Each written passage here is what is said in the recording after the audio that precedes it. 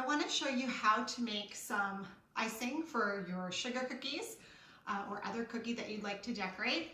If you don't have all of the ingredients to make my standard royal icing that I use for my workshops and my custom cookies. So I will demonstrate one of these recipes, the others I'll just talk about.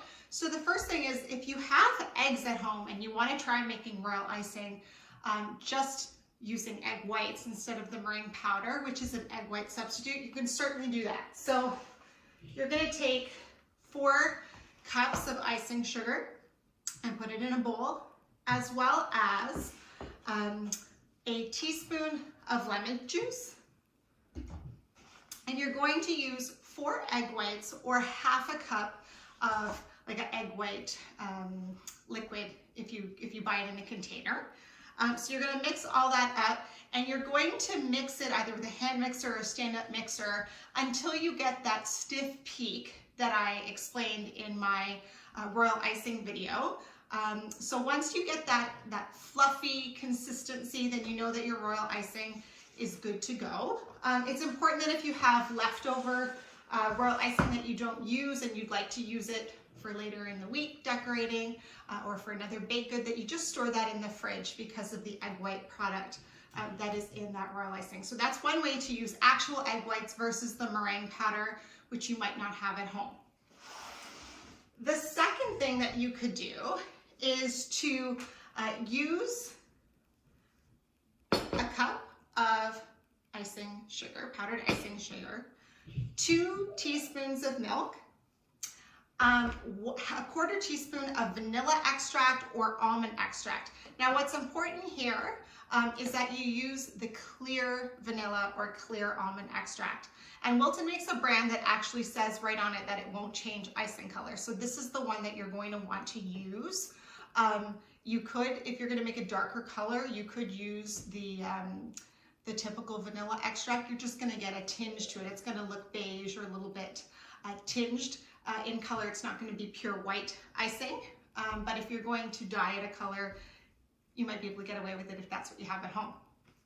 The other thing that you would add to that is 2 teaspoons of light corn syrup. Now, corn syrup is not really something that I typically have in my pantry, and you're again going to want to make sure that it's light and so clearer in color versus a darker syrup. So if you have that and you want to try that, that's certainly an option.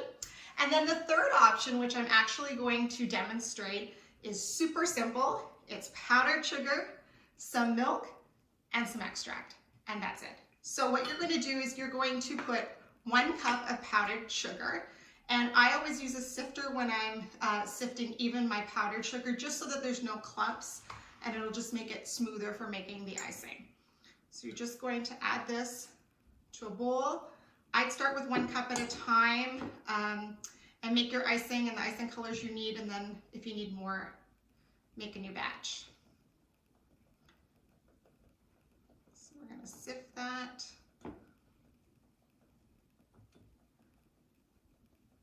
So this is 1 cup of powdered icing sugar sifted.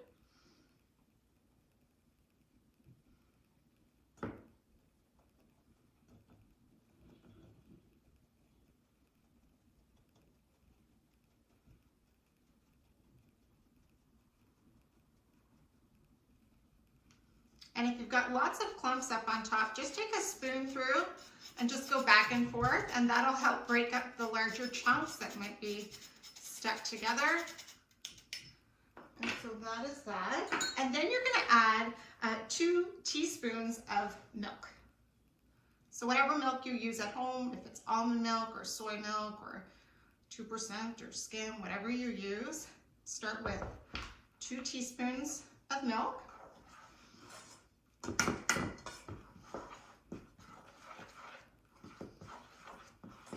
just going to mix that. And it's going to take a little while to incorporate just because there's so little liquid to start, but we don't want to get too ambitious with the liquid just yet. And then I'm going to add 1 teaspoon of clear vanilla extract or almond extract. And add that in. Now, if you're going to just keep this white, then this is all you need to do aside from adding liquid. But if you are going to dye it colors, either using gels or food coloring, a couple of things to keep in mind. So this is getting very kind of gritty and sandy in consistency. So I'm definitely going to need a little bit more liquid. So again, just do it 1 teaspoon at a time.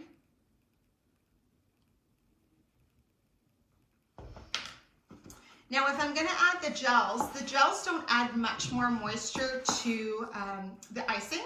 So you can just take a clean butter knife and add a little bit of the gel color to your icing with the clean butter knife. But if you're going to use the droplets, which are the food coloring droppers, this is liquid, right? So it's going to add a little bit more flow to your icing. So just keep that in mind as you're adding the liquid, that this will add a little bit more. So just be less generous with the icing consistency as you go if you're going to be using the liquid food color. So this is getting pretty clumpy, but it's still not floodable icing sugar. So if I kept mixing this, it's just thicker than the stiff consistency. So I wouldn't be able to pipe anything with this. So I'm going to add a little bit more liquid. So another teaspoon of milk. And it's starting to relax a little bit.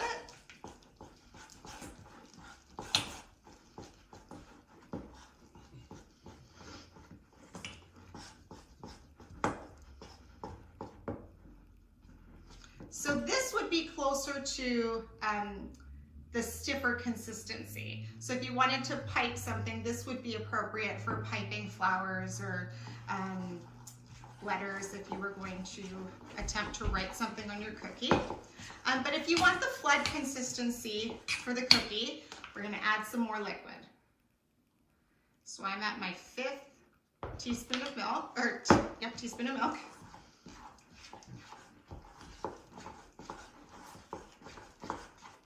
And so now we are at a pretty decent flood consistency. So you can see it's kind of just flowing off of my spoon, not super quickly like water, but certainly flowing off. So this is the great consistency that we want to use for flooding your cookie. So if I wanted to add color to this icing, this would be the time to do it. So I'll just show you using food coloring. At the back of the boxes, usually there's color charts. You can also find them online if you're looking to make colors with some of the primary colors. But I'm just going to make a basic green, and I'm just going to add 1 drop to start. And it's a beautiful pastel green, so very faint. So you just add as much as you need to get to the shade of green or whatever color you're doing.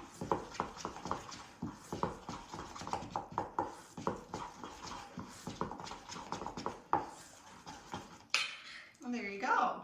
So this is just using icing sugar, water, and some vanilla or almond extract, and then your coloring. So I will just put this into a piping bag or into a piping bottle, whatever you have at home. If you don't have a piping bag or you don't have a piping bottle at home, you could also get a Ziploc bag and fill it up and then just cut the bottom a little bit. You can also, if you have couplers, you can include a coupler in one of these pretty well. You obviously can't get a lot of icing sugar in the small bags, but it's certainly an at-home hack if you have Ziploc baggies at home and not piping equipment.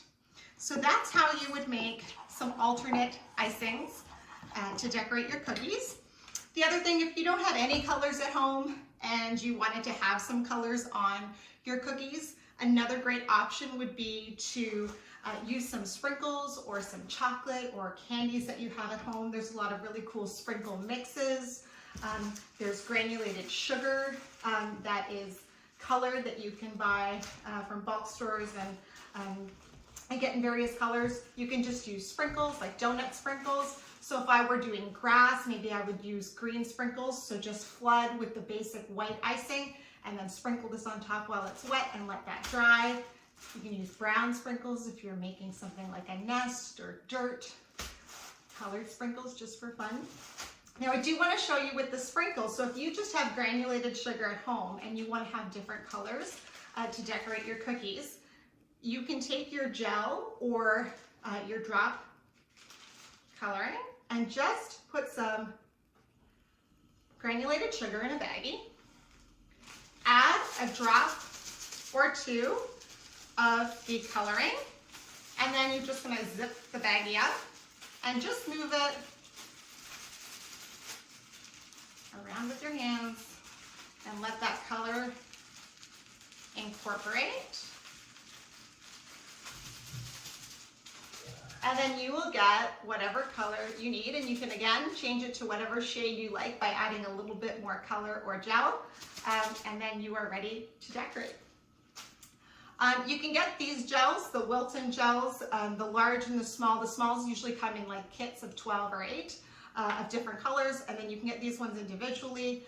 These are great. You only need a very small amount. They're very concentrated. And again, there's no extra liquid when you're adding them to your icing, which is nice to control the consistency of the icing. You can also get the squeeze kind.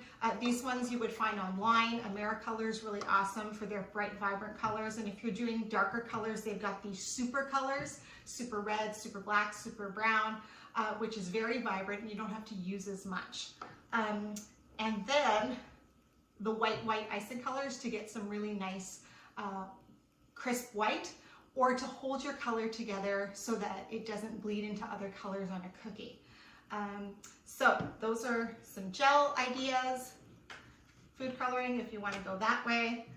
So happy decorating. I hope this helps with some things that you might have at home or be able to find a little bit more easily than perhaps meringue powder. So happy decorating.